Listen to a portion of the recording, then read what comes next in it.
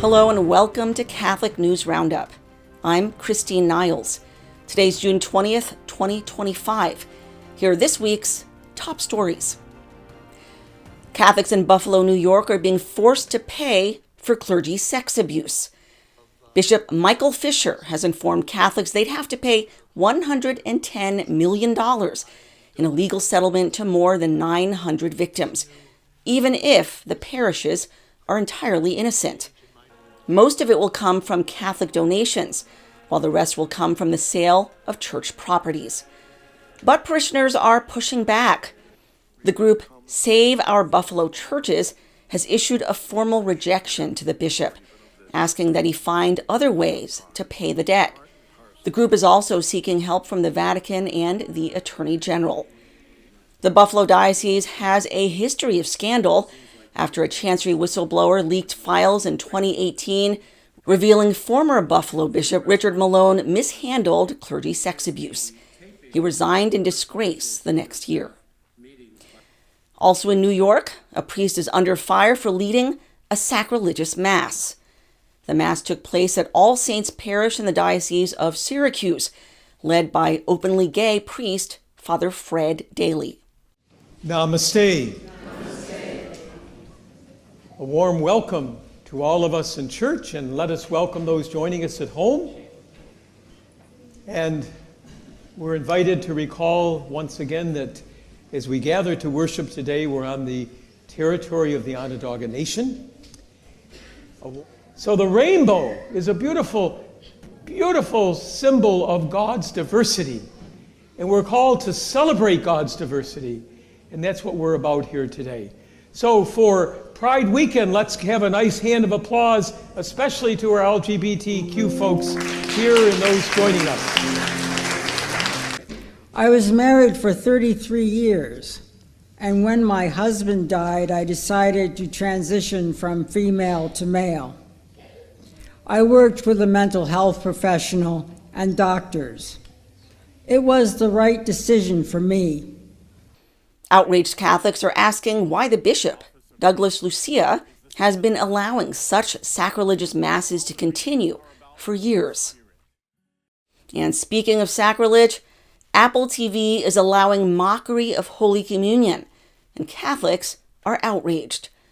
More than 400,000 people have signed a petition by Catholic Vote demanding an apology for a sacrilegious scene from the TV series Your Friends and Neighbors. In the scene, the main character, played by John Hamm, breaks into a Catholic church with his ex-wife, takes the ciborium from the tabernacle, revealing unconsecrated hosts, which they unwrap and then dip in jam before eating. The couple then starts making out in the pews before they're interrupted by a priest. In spite of receiving the petition, Apple has ignored the pushback and offered no apology. The New York Mets displayed a pride flag during the national anthem, and critics are outraged.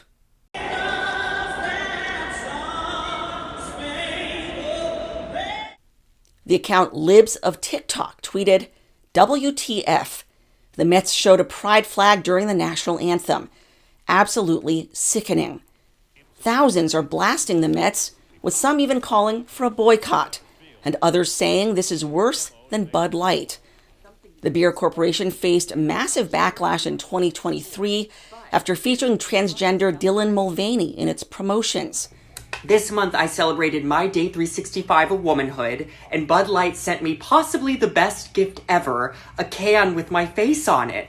Leading to a loss in more than $1 billion in sales and 30% of its customers. 2 years later, the company is still struggling to recover. Some baseball players are pushing back at Pride Night, including LA Dodgers pitcher Clayton Kershaw. While forced to wear a baseball cap with pride colors, he wrote on his cap Genesis 9:12-16. That Bible verse explains how the rainbow was created as a covenant between God and his people. The Boston Red Sox also got backlash for hosting a pre-game drag show on its Pride Night.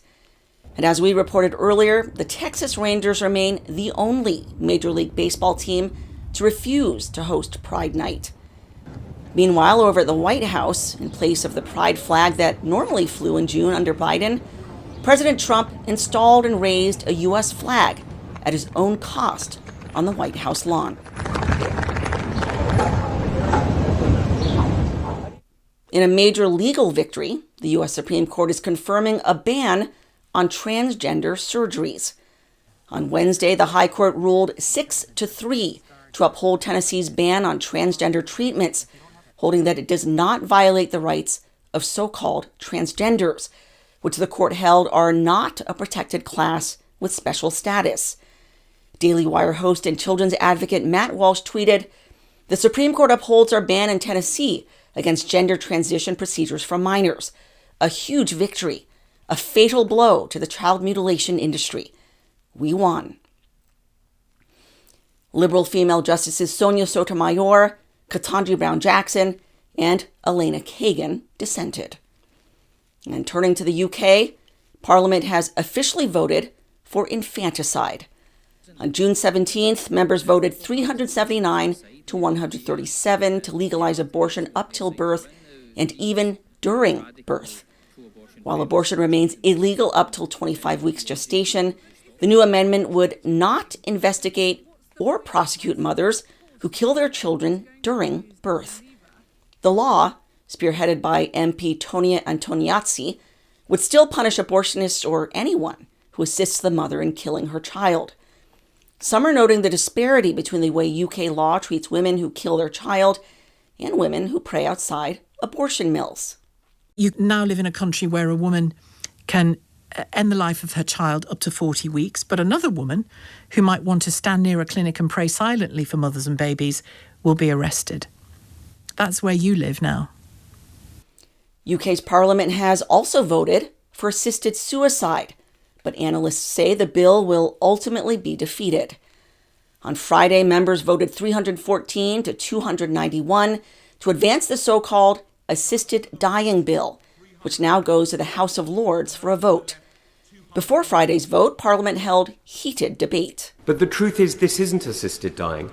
Assisted dying is what a hospice does already, today, now.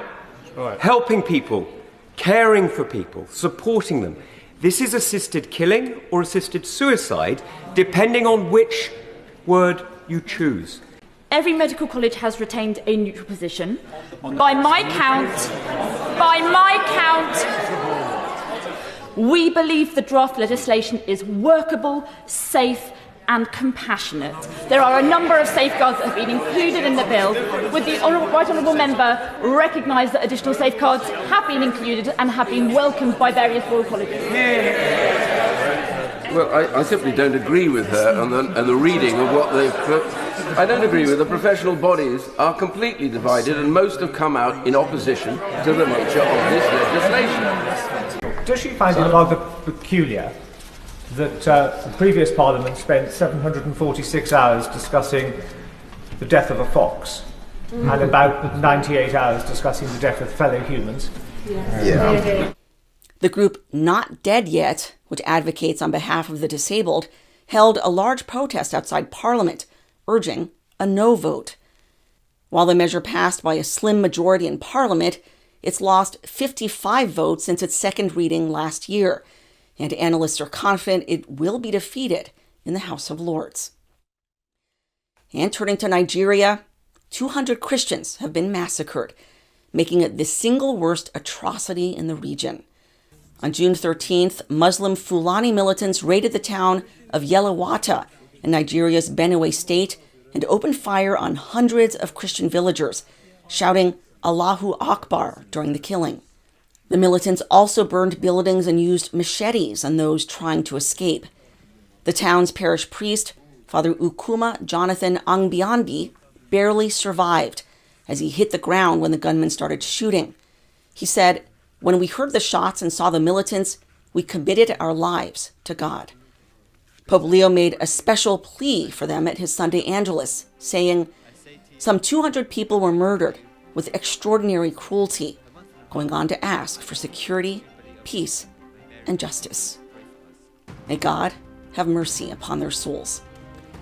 That is this week's Catholic News Roundup. Please visit stellamaris.media and sign up to our email list for the latest news and updates. It is totally free. You can help support us by liking and sharing our content. Thank you so much for watching. Let's keep praying for our nation and for the world. And may God bless your week. I'm Christine Niles.